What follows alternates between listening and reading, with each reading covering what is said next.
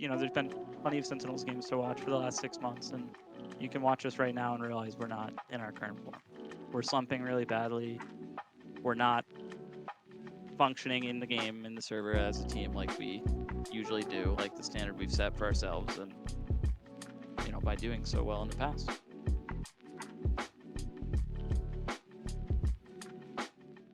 Hey guys, this is Pedro back with another interview covering VCT America Stage 1. This time I'm accompanied once again by Kaplan, the head coach of Sentinels, who are just coming off of a loss to Evil Geniuses at the end of their Super Week. So, Kaplan, thank you so much once again for taking the time.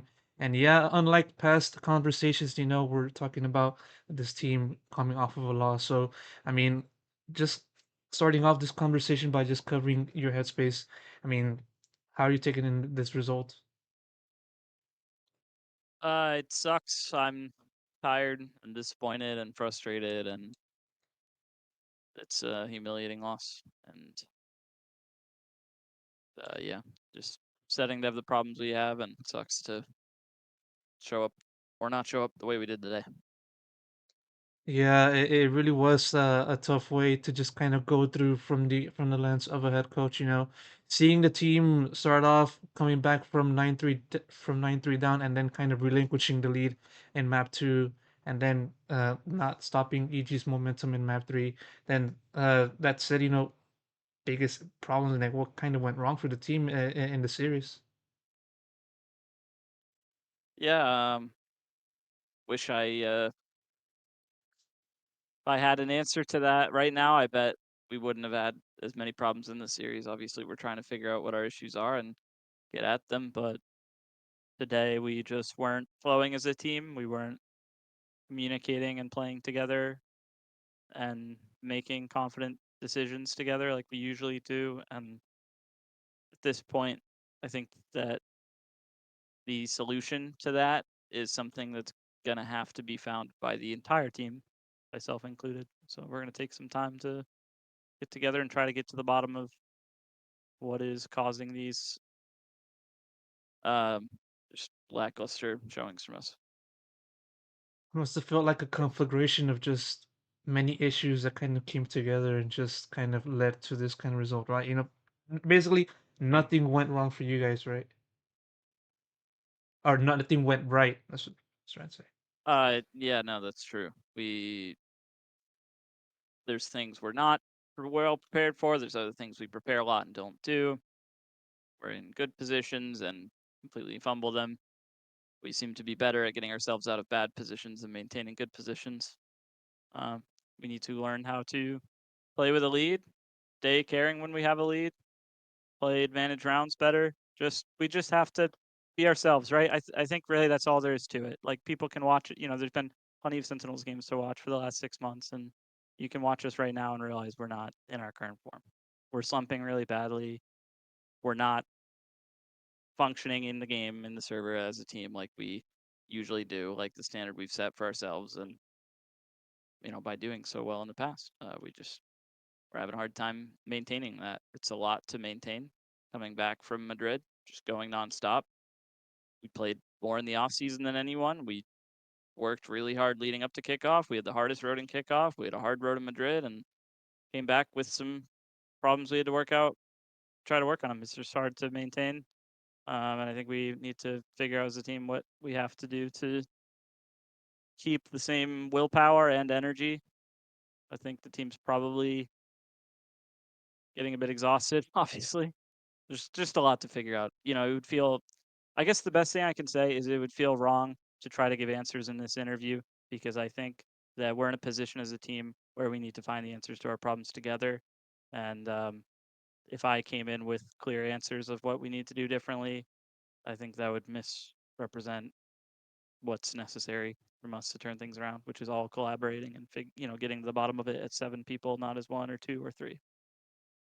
Talk to me about EG's performance. Of course, it's looking at their run up until this point. It's a massive improvement, obviously, for them to then defeat you guys.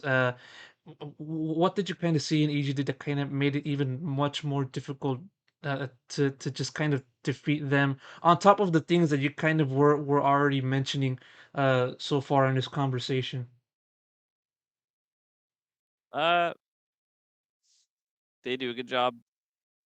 I mean, they're a good team and they're improving and they step up on their maps each time they play them. And obviously, kudos to them. They're not afraid to switch up their veto, right? Like picking bind, and they seem to be pretty sharp on recognizing things that are exploitable. I mean, we had a great tack half on bind, and we really fumbled defense. But at the end of the day, obviously, we have problems with our defense because we fumbled it that bad. I think a lot of that comes down to the mid rounds.